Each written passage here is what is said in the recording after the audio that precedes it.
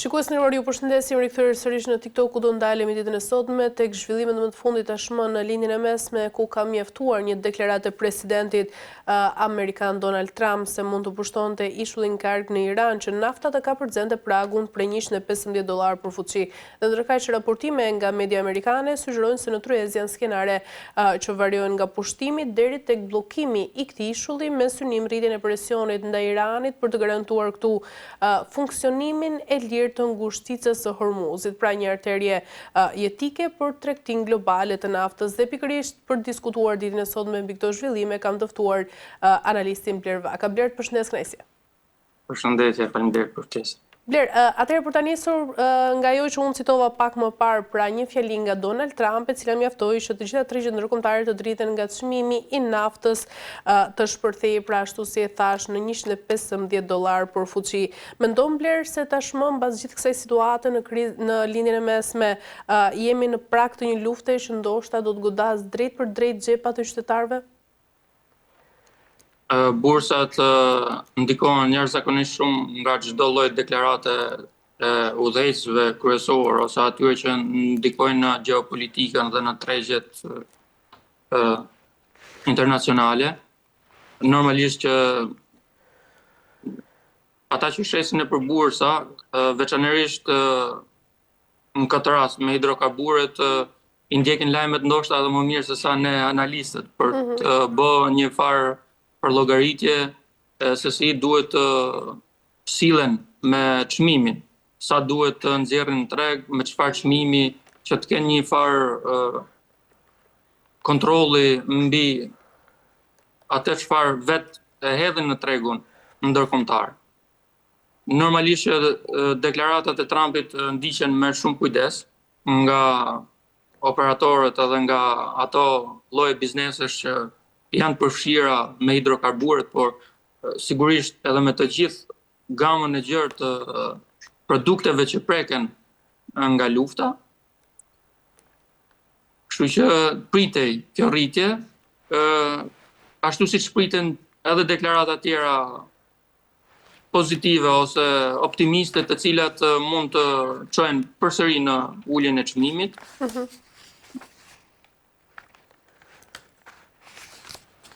E qartë, por nga ana tjetër, flitet edhe për ishullin karg, ashtu si e thash, pra i cili konsiderohet zemra e eksporteve iraniane, Bler, dhe sigurisht që një goditje aty do të ishte fatale. Mendon se është ky i gjithë plani i fshet ndoshta për të gjunjëzuar ekonomikisht Iranin?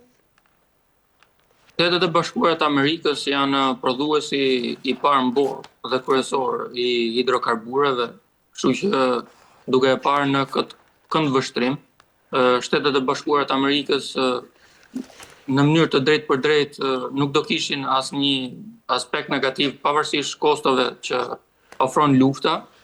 Shtetet e Bashkuara të Amerikës të gjitha përpjeket në këtë luftë duket si një luftë propagandistike, pikërisht sepse përpiqet të tatoj pulsin e aleatëve të vet, qoftë në Gjirin Persik, qoftë edhe aleatëve tjerë në Euroazi. Kështu që unë do thoja që marrja e këtij ishulli ose ndërhyrja toksore, siç ka po themi deklaruar Donald Trump, ka dy skenare, ka edhe skenarin pozitiv dhe skenarin negativ. Skenari negativ është që në afat shkurtë vërtet që çmimet e hidrokarburëve të shkojnë kacafiu, por ekziston edhe skenari pozitiv që Irani të pranojë më shpejt të negociojë me Shtetet e Bashkuara të Amerikës edhe të futen në një marrëveshje të tillë diplomatike që të çlirohet ishulli edhe të vazhdojë një treg i lirë hidrokarbureve. Sepse siç thatë edhe ju që është zemra dhe motori ekonomik i Iranit, ky ishull në të njëjtën mënyrë pavarësisht rrugëve alternative që mund gjej për shitjen e prodhimeve të veta, do ta ketë prapë më të vështirë situatën, kështu që do detyrohet të negociojë. Ajo mbetet për tu pa, sepse kjo luftë po i thyen pak parashikimet. Megjithatë, unë mendoj që duke qenë edhe studiues pak i tregove ekonomike, meqense vi edhe nga kjo fushë, Unë mendoj që deri në një periudhë prej 60-90 ditësh, tregjet globale të hidrokarbureve mund ta ekspozojnë ndryshimin e çmimit në hidrokarbure. Por prap janë tek limiti në 60-90 ditë janë tek limiti i menaxhimit të situatës, sepse detyrohen që të kenë rezervat e tyre. Këto ndryshimet në bursa i bëjnë thjesht për të ulë ato kostot e veta dhe për të shku, kjo kosto për shku direkt tek konsumatori, po duhet pa. Ndoshta ekziston edhe skenari që kjo luftë vazhdojë edhe për një periudhë 2 mujore, pastaj ndoshta të përfitojnë edhe në një periudhë tjetër, po përsëri mendoj unë 2-3 mujore që sistemojnë ato tregjet e pas negociatave, në qoftë se do futen në negociata.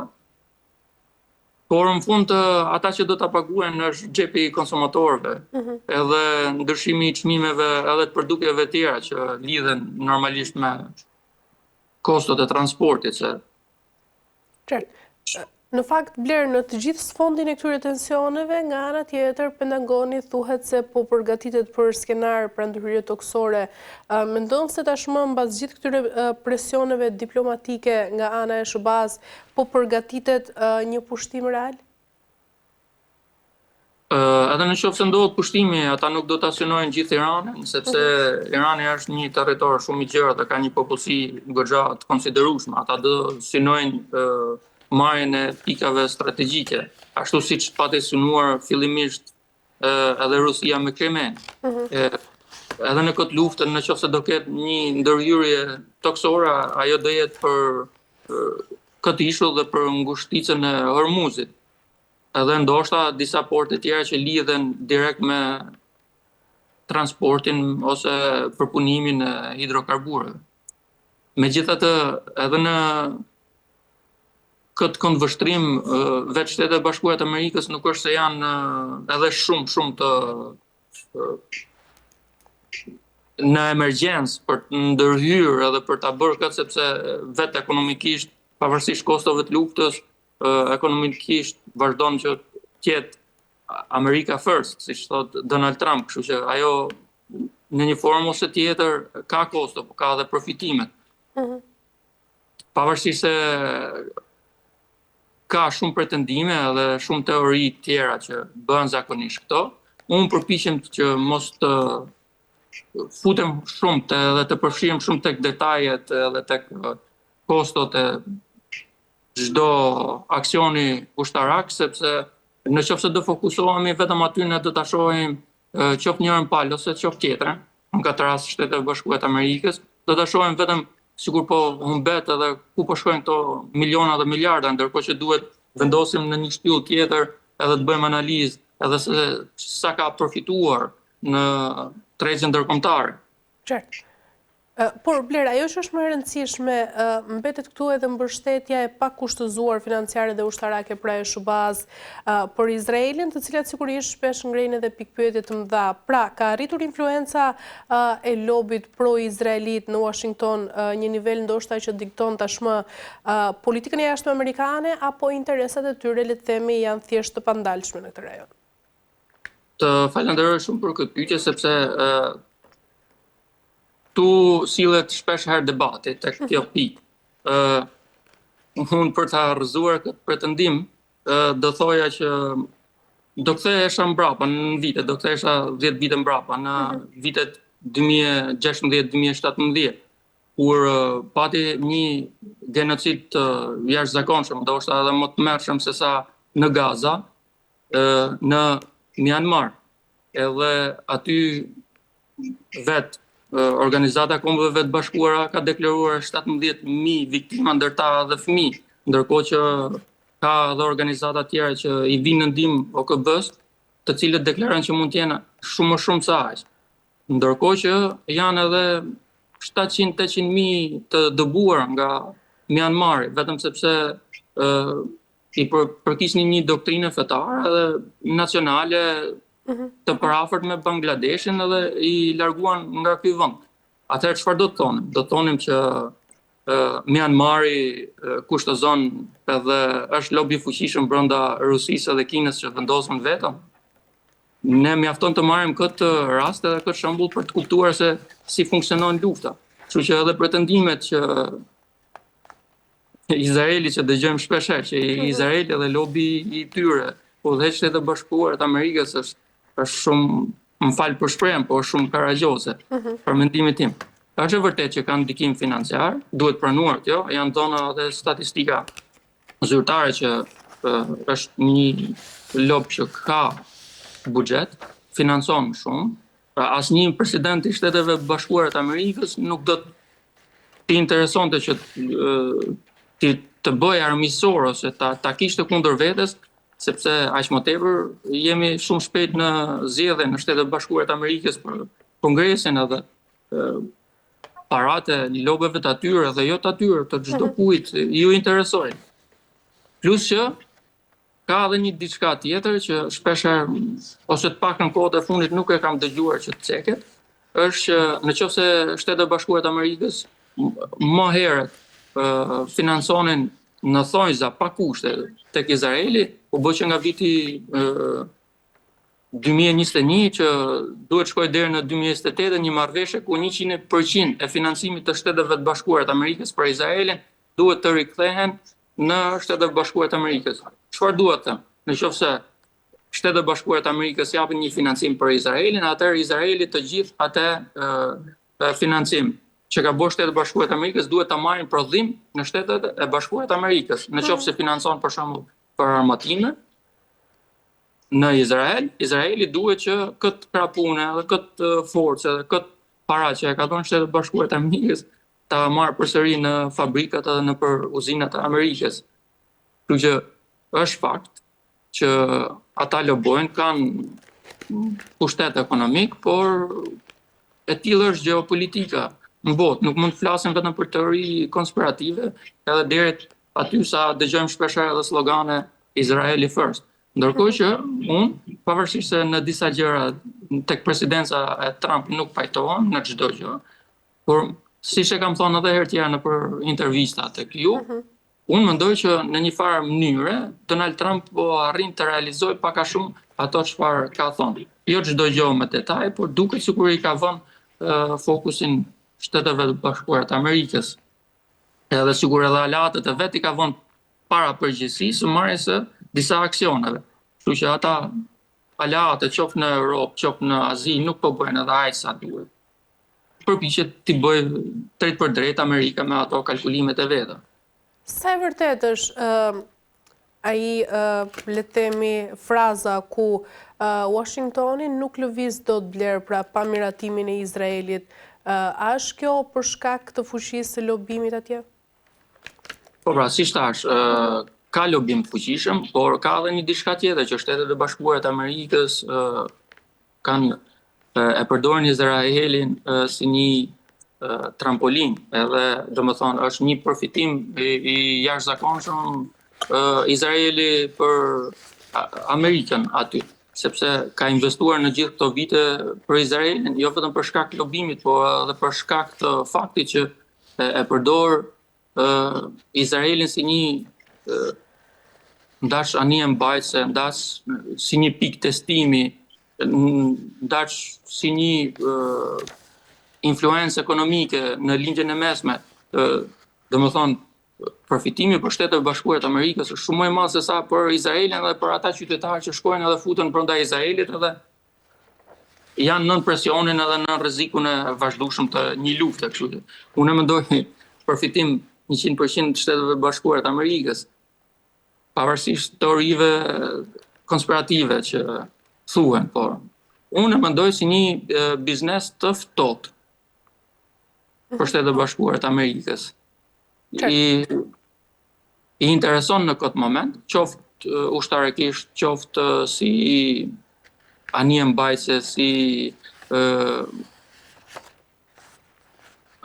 hapësirë ajrore ku mund testoj edhe raketat edhe sistemin e vet të mjeteve fluturuese. Edhe në luftën e 63-shit kundër vendeve arabe, Atë nuk e fitoi Izraeli, atë e fituan Shtetet e Bashkuara të Amerikës, kështu që testi i doli me sukses. Edhe me qenë se i doli me sukses, atëherë intereson që të vazhdojë edhe të investojë në atë zonë. Ajo nëpërmjet Izraelit arrin Iranin, arrin vende tjera të gjirit përsi, kështu që unë nuk e mendoj ashtu siç e mendon një pjesë goxha e konsiderueshme. Se i përket të gjithë konflikti blerë dhe kësaj krize tashmë në linjën e mesme, kush mendon se do ta paguajë faturën e vërtet të kësaj përplasje? Pra do të jenë vetë fuqitë e mëdha apo do të jenë qytetarët e zakonshëm mbas këtyre krizave? Faturën kryesore e paguajnë qytetarët e njerëzit e zakonshëm, jo vetëm në këto vende që janë të përfshira në konflikt, po edhe nëpër botë. Por do ta paguajë një faturë goxha të konsiderueshme, mendoj unë, edhe Izraeli edhe Irani në këtë luftë. Ndërsa Shtetet e Bashkuara të Amerikës, pavarësisht se janë të përfshirë në luftë, mua më duken si një albitër i domosdoshëm.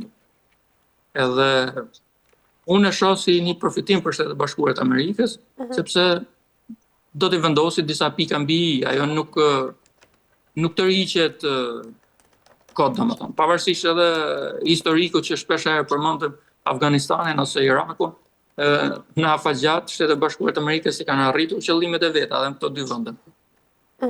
E qartë, por ndërkaq analistët blerë kanë paralajmëruar edhe një efekt domino pra në të gjithë rajonin nga Irani, sigurisht aleatët e tij mendon se rrezikon ndoshta kjo përplasje të përhapet në një konflikt rajonal dhe sigurisht të ketë më tej edhe pasoja të paparashikueshme? Shtetet e Bashkuara të Amerikës para disa dekadash kishin një luftë me Vietnamin që zgjati shumë kohë, edhe njerëzit e disa analistë mund ta kenë paraqitur edhe si një farë humbje. Por Shteteve Bashkuara të Amerikës i interesoi sepse ishte në afërsi kundër një shteti që po rritej shumë, siç ishte Kina, dhe i interesonte ajo afërsi. Ndërkohë që edhe Kina, edhe Rusia dhe disa vende ju interesonin që gjithqysh Shtetet e Bashkuara të Amerikës mos të fitonin 100%. E njëjta gjë ndoshta mund të ndodhë, pavarësisht se unë edhe më përpara kam menduar edhe mendoj që Irani mund të jetë një konflikt që mund të zgjidhet shpejt, por edhe nëse zgjat siç ka zgjatur në Vietnam, unë nuk mendoj që do jetë deri në ato skenarët ekstrem të luftrave ekstreme. Nuk e mendoj tillë. Shpresoj që ky parashikim të rezultojë kështu që mos ketë pasoja ekstreme. Irani mund të themi që nuk është se ka edhe shumë aleat të fuqishëm, pavarësisht ndihmave të tërthorta që merr. Ka një pozicion tillë kritik që nuk e di se sa do të rezistojë, ata do përpiqen që të tregojnë që rezistojnë. Por është një shtet që prodhon armatime, jo të një klasi shumë të lartë. Ajo ka treguar që mund të financojë edhe grupe guerrile nëpër vende nëpër shtete tjera me prodhimet e veta. Me prodhimet e veta ushtarake përveç hidrokarburëve dhe karburanteve, ajo ka fituar edhe duke i shitur armatim grupeve guerrile në vende të ndryshme në Afrikë, në Yemen, në Gaza, në Siri, dikur. Kështu që mendoj që ka ardhur momenti që ajo do përpiqet ta përdor atë fuqi prodhuese të arsenaleve të veta, po do i vi një moment që do limitohet, kështu që do detyrohet të vihet në negociata. Me çfarë shoh unë edhe Shtetet e Bashkuara të Amerikës, nuk është se kanë me shumë gut mbylljen e shpejtë edhe urgjente të konfliktit dhe të luftës, sepse siç thatë edhe ju, ndërhyrja e kombësorisë edhe në mënyrë drejt për drejt nuk është se po ndodh. Kjo mund të kishte ndodhur në disa pika kyçe, ku mund të paralizonte Iranin, po është një situatë e tillë që thjesht në një farë forme edhe po testohet Irani, deri ku mund shkojë që sepse lufta gjithmonë ka të paparashikuara situata, sidomos lufta në terren, se nuk i dihet se si mund të rezistojë një grup kundër një grupi tjetër, në betejë të drejt për drejt, asnjëherë si dihet. Edhe në Irak nuk mendoj që mund kapitullonte Iraku me një shpejtësi aq të madhe, por ndodhi që kapitulloi, kështu që mund ndodhin edhe skenare që të ndryshme që mendohet që kapitulloj shpejt edhe të vonoj, ose mund të ndodhi e kundërta. E qartë. Mirë, Bler, për ta mbyllur për shkak se jemi në minutat e fundit, ndërkaish, çfarë mund të ndodhë nëse SBA nuk reagon deri në afatin e vendosur nga ultimatumi që ka ardhur nga Teherani? Po ultimatumet e Teheranit janë vazhdimsi të 3-4 dekadave, shpeshherë janë mbeten ultimatume, pavarësisht se tani është përfshirë drejt për drejt në luftë, po mbeten edhe propagandistik. Të shohim në këtë fazë të krizës dhe luftës, sepse ndoshta mund të ketë një përfshirje të Pakistanit për të negociuar, sepse në këtë konflikt diplomatët e Pakistanit edhe udhëheqësit e tyre, sidomos udhëheqësi ushtarak që është edhe e ka konsideruar Trump si mik vetëm, mund shkojnë në situata të tillë që e rrisin pak edhe ata aspektin diplomatik edhe e nxisin Iranin drejt një marrëveshje, sepse diplomatët e Pakistanit kanë ngelur me 2 telefon, në njërin krah me Xi Jinping edhe në krahun tjetër me Donald Trump, kështu që varet, të shohim edhe rolin e Pakistanit në këtë luftë, duke qenë edhe si fqinje edhe duke pasur një historik për afërt, qoftë jo vetëm nga aspekti fetar, por shpeshherë Pakistani e ka pa Iran edhe si një alat kundër Indis, ashtu siç e ka pa dhe Kina, po ndërkohë që me Amerikën u bën shumë kohë që e konsideron alat historik, kështu që të shohim rolin e Pakistanit. Shpresoj që shpejt do kemi lajme të mira. E qartë. Mirë, Bler, kemi arritur në fund, falenderoj shumë për gjitha informacionet. Falenderoj edhe televizion, gjithë mirë. Mirë, shikues nderuar, kemi arritur në fund të kësaj pjese të parë, rikthehemi pas pak në pjesën e dytë për të ndalur sërish te kriza në lindjen e mesme.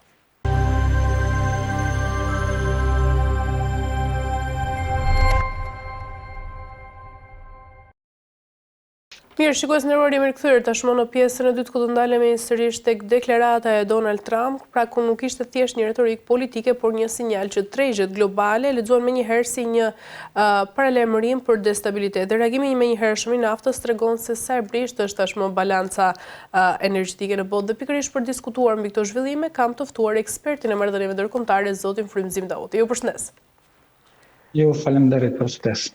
Atëherë, zoti Dauti, apo hyn bota në një fazë ku nga kjo deklaratë Donald Trump pra mund të shkaktojë një krizë globale dhe nga ana tjetër, sipas paralajmërimeve të Trump, sa afër jemi realisht një operacioni ushtarak të hapur nga ana e SBA-s? Tani nuk e di qartë për cilën deklaratë keni fjalën, po nuk është për të habitur se Trumpi flet pa ndërprerje dhe problemi më i madh i tij është se nuk ndalet duke folur, apo duke shkruar, apo duke dhënë deklarata, dhe kuptohet që fjalët e tij e trazojnë tregjet e botës. Në këtë muaj që kaloi, ai u përpoq që ti manipulonte tregjet e botës, se fjala kjo luftë do të jetë e shkurtër dhe se Irani do të dorëzohet, do të kapituloj, apo ndoshta do të arrijë ndonjë marrëveshje. Po ja që tani edhe tregtarët apo biznesmenët kanë filluar të dallojnë që presidenti i SBA-s Trump është një manipulant i paparë në historinë amerikane dhe nuk i besojnë fjalëve të tij. Ai përderisa thotë që jemi afër një marrëveshje me Iranin, nga ana tjetër nuk ka partner me cilët bën negocion, për shkak se Irani refuzon që të negociojë me SBA-n. Kjo për arsye se ata u përpoqën të paktën 2 herë në këtë vitin e fundit që të arrijnë një marrëveshje, por qëllimi i SBA-s dhe Izraelit nuk është që të arrijnë marrëveshje. Edhe sot e kishte thënë, besoj në një gazetë me rëndësi të Amerikës, që qëllimi i tij është që ta marrë në posedim naftën e Iranit dhe kuptohet që këtij qëllimi ati nuk do t'i arrijë.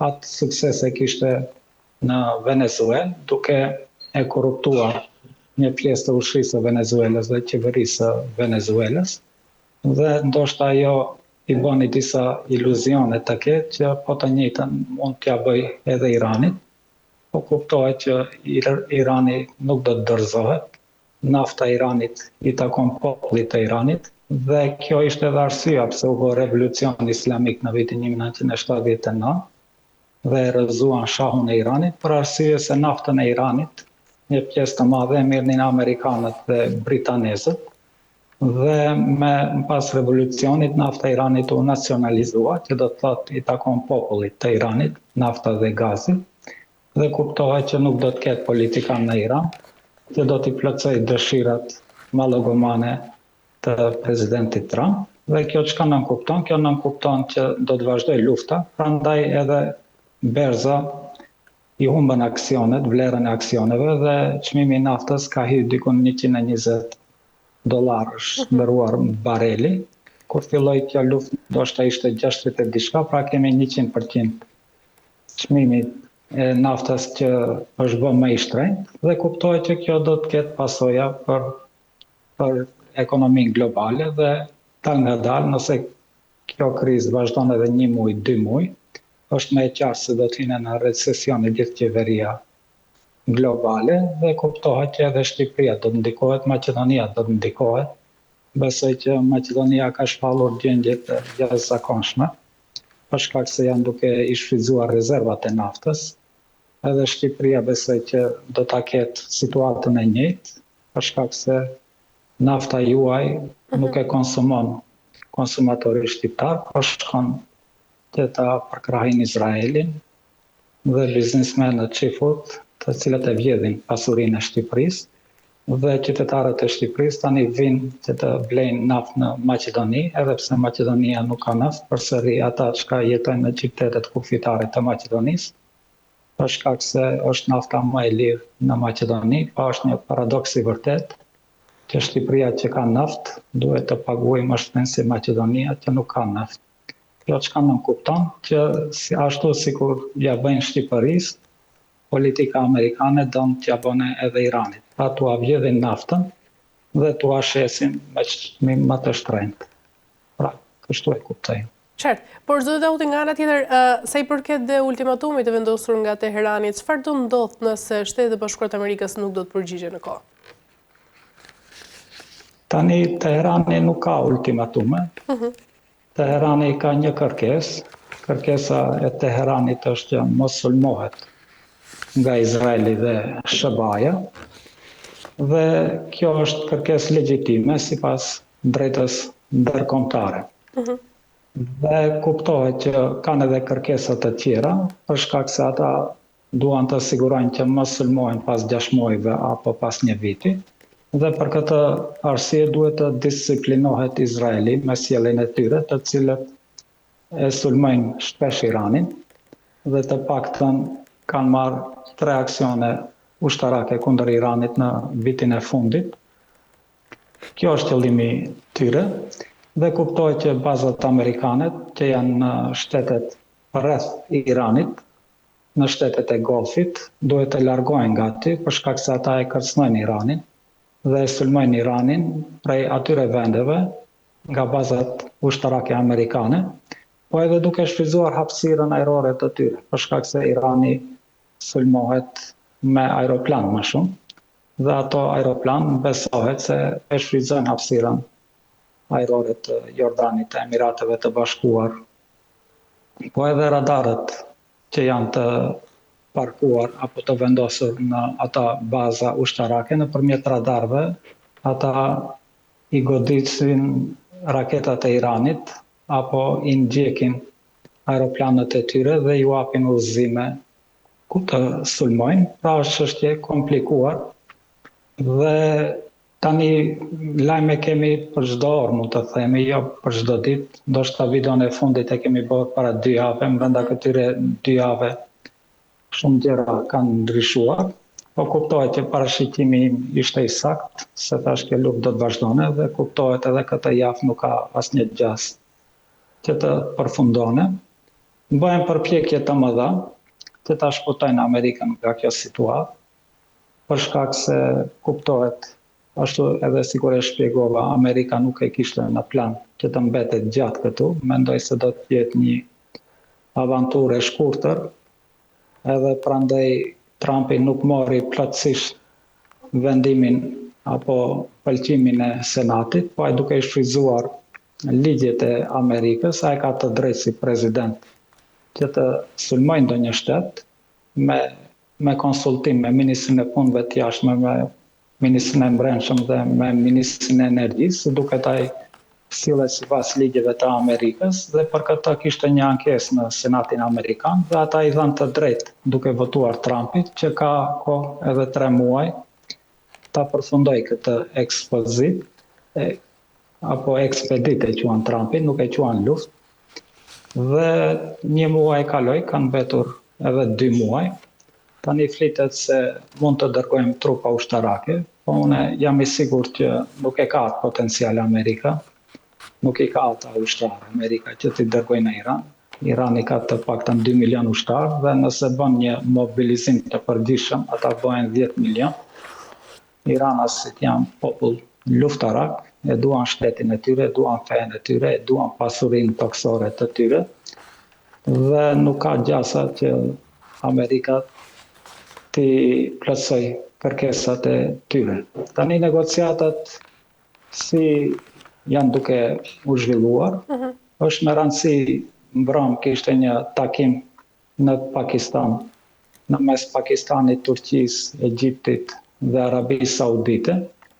Ata përpiqen që ta ndërpresin këtë luftë, apo të bëjnë, nëse kjo luftë nuk ka shenja që të përfundoj, për shkak se të gjithë këta shtete ndikohen nga kjo luftë, ndikohen edhe për arsye se janë fëmijë të Iranit, dhe Arabia Saudite kuptohet nuk ka mundësi, apo ka mundësi më të pakta që ta shes naftën dhe të zhvillohet ekonomia e tyre. Egjipti është në kufi me Izraelin, kuptohet edhe ata ndikohen si nga situata në Gaza, po edhe nga shteti Izraelit i cili është në luftë me Iranin. Përpiqen që të ndërmjetësojnë në mes SBA-s dhe Iranit, që ta përfundojnë këtë luftë, kuptohet në favor të Iranit.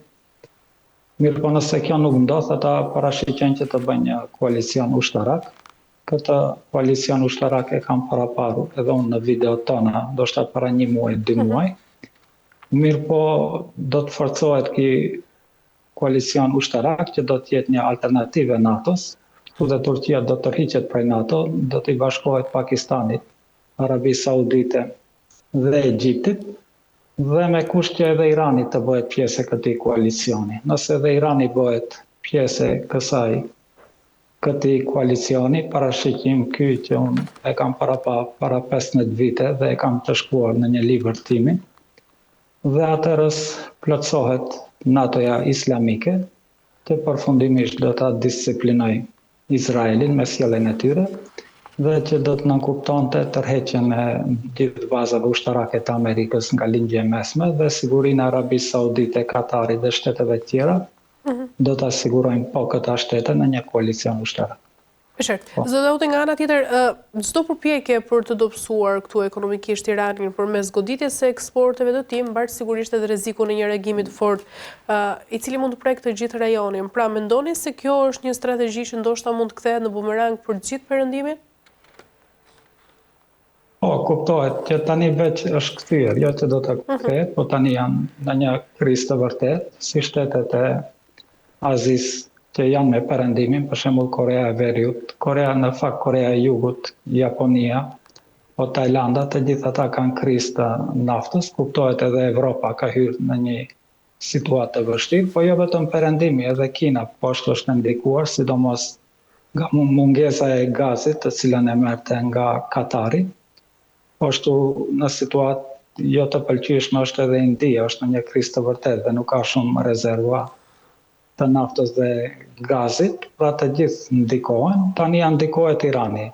Në fakt, nëse analizojmë, me fillimin e kësaj lufte, Irani është në një pozitë shumë më të fuqishme se në fillim të kësaj lufte, dhe arsyet janë 2. Arsye e parë është që tani Irani e kontrollon ngushticën e Hormuzit dhe i dikton cilat anije mund të hyjnë apo të dalin, dhe të gjitha ata anije çka kalojnë aty duhet të paguajnë tatim apo haraç që Irani e mbron atë territor, për shkak se Irani tani kërkon që ta ketë sovranitetin mbi ngushticën e Hormuzit, dhe po ashtu Trumpi, i cili është i bindur se do të ketë një recesion global, ai tani lejon që nafta e Iranit të shitet në tregjet botërore, pra i hoqi sanksionet ekonomike kundër Iranit, po jo vetëm Iranit edhe të Rusisë që e kemi diskutuar edhe më herët. Pra në këtë situatë, që është Irani, është në një shumë situatë më të favorshme se në fillim të kësaj lufte, dhe falë guximit të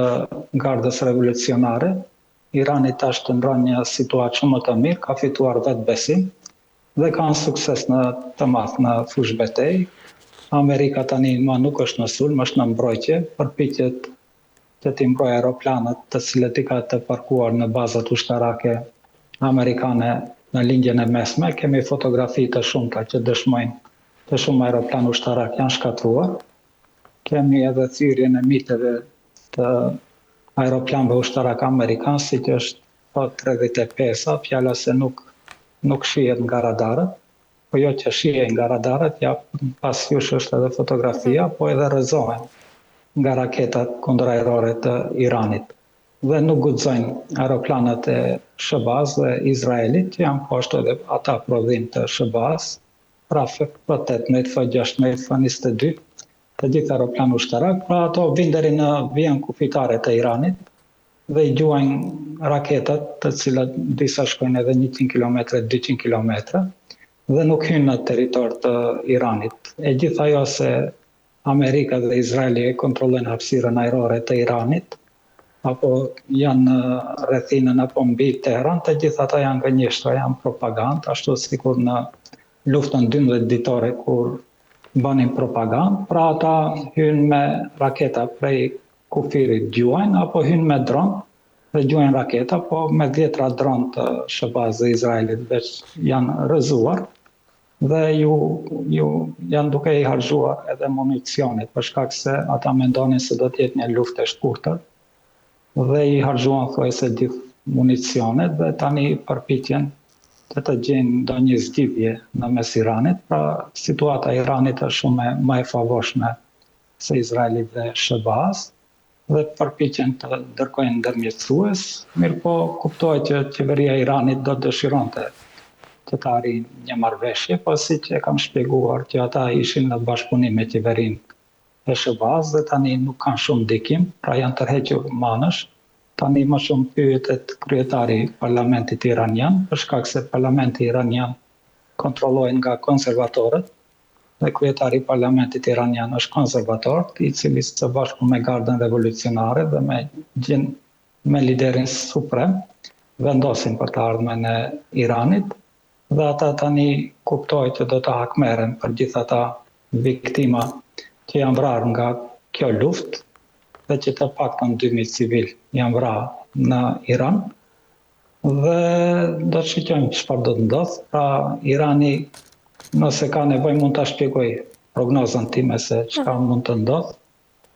Pra Irani përpiqet që ta zgjasë këtë luftë sa më gjatë, për shkak se edhe raketat kundërajrore të Izraelit thuajse janë harxhuar dhe nuk kanë efekt, po edhe nëse nuk kanë raketa kundërajrore, ata janë jo efektive, si raketat THAAD, si raketat Patriot, si raketat që ka sistemi mbrojtës Izraeli që quhet Kupola e Këshillit, apo ka edhe emra të tjera, mos hym në detale teknike, të gjithuajse janë harxhuar municioni i tyreve dhe janë në një panik të vërtet, kërkojnë ndihmë nga SBA-ja dhe ja sot e kishim lajmin e fundit që është goditur rafineria e naftës në Haifa të Izraelit. Pra strategjia e Iranit është e ndarë në 5 pika, sipas asaj që unë mund ta analizoj. Pra qëllimi i tyre është që t'i shkatrojë rafineritë e gazit dhe naftës të Iranit, t'i shkatrojë qendrat që prodhojnë energji, pra termocentralet dhe qendrat të tjera solare apo çka do që që prodhon energji, pastaj të shkatroj portet e Izraelit, që janë 3 dhe janë në proces duke shkatruar, pra nuk do të mund të importoj mallra si për ushqime dhe për municione Izraelit. Dhe pastaj të shkatroj stacionet e filtrimit të ujit, pra Izraeli e merr ujin nga deti, e filtron dhe e shfrytëzon edhe për pije, po edhe për vaditjen e produkteve bujqësore. Dhe pasi që t'i shkatrohen këta, Izraeli zhndërrohet në një shtet jo funksional dhe pika e 5 hyrja e trupave toksore. Tani kush do të hyrë aty është çështje në vete, po mos harrojmë që vetëm në Izrael ka dikun 7-8 milion palestines, që nëse kanë armën në dorë, ata hynë dhe luftojnë. Është i rrethuar me shtete muslimane, qoftë nga Egjipti, qoftë nga Libani, ku është Hezbollahu, qoftë nga Jordani, pra besoj që i ka të numëruar ditët, mos thuajmë javët apo muajt Izraeli, dhe nëse nuk shpëton nga kjo situatë, do të kemi ndryshime të mëdha në lindjen e mesme. Dhe kjo është qëllimi i Iranit, që së bashku me shtetet islame të lindjes së mesme, t'i japin fund kësaj çmendurie të politikës së Izraelit dhe Amerikës në lindjen e mesme, të disiplinohet si Izraeli, po ashtu edhe SHBA të tërhiqen në territor të tyre, të pranojnë se nuk janë më fuqi botërore, se bota ka ndryshuar, dhe të përshtaten me realitetin e ri, dhe ky është realiteti i ri. E qartë. Mirë, zë dhe uti kemi arritur në fund, ju falenderoj për çdo informacion. Ishte kënaqësi. Ju faleminderit. Faleminderit shumë. Mirë, të nderuar teleshikues, kemi arritur në fund të këtij emisioni dhe për ditën e sotme, bashkë do të shihemi sërish nesër me tema të tjera deri atëherë, mirupafshim.